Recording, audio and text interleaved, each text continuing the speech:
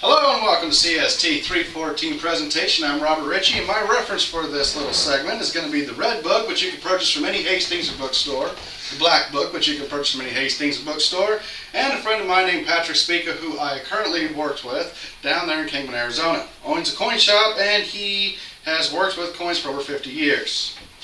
I'll be talking about small bills that started from 1928 and on. Prior to 1928, they used larger bills, which are known as horse blankets. These bills that started in 1928 are silver certificates and red seal notes. In 1928, the first silver certificate was called a funny back. It depicted a large O-N-E on the back, and on the front showed a large blue seal with the word 1 written in the center of the seal. The other notes that came out were red seals, which was the $2 bill, which showed a large red seal and the word 2, T-W-O, written in the center of it. Later on, they started making more silver certificates throughout 1934 and later on in 1933, which would be prior to that.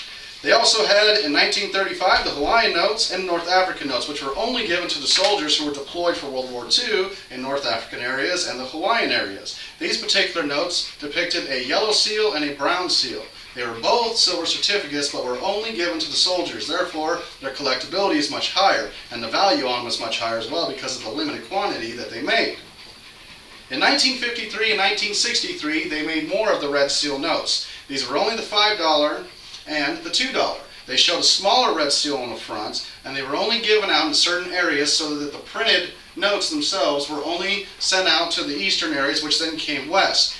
Soon they found that the silver certificates were no longer able to actually be cashed in because the amount of silver in them was worth more than $1. So the banks started taking them all back out and releasing only greenbacks. These particular notes that were pulled in were never put back into the public use again. Therefore, all the ones that were left are now for collectors and coin shop use. The larger notes, the $100 and the $50, they were only made for greenbacks all the way from 1928 on to current day. The smaller faces that they had were basically for gold use, and they said gold on demand. Those particular notes could be cashed in just like a regular gold certificate, which I'll get to in a minute. Those particular notes were only given out for people who wanted to cash them in as gold. It's kind of like buying some kind of stock, cashing it later. Again, 1964, they quit making any of the notes and they quit cashing them in, so they started pulling those ones back in as well.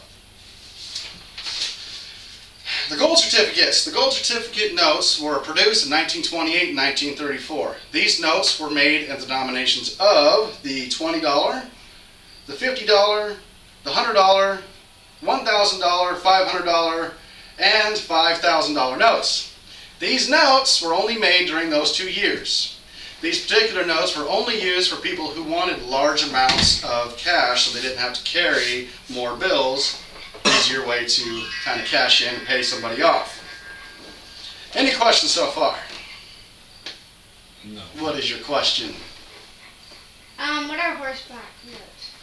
Horse blankets, well, we're on a different session here, but horse blankets are larger notes. They used them from the year 1923 and back.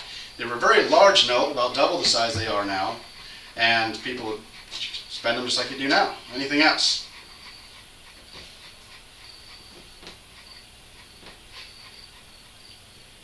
Well, I guess that concludes our presentation.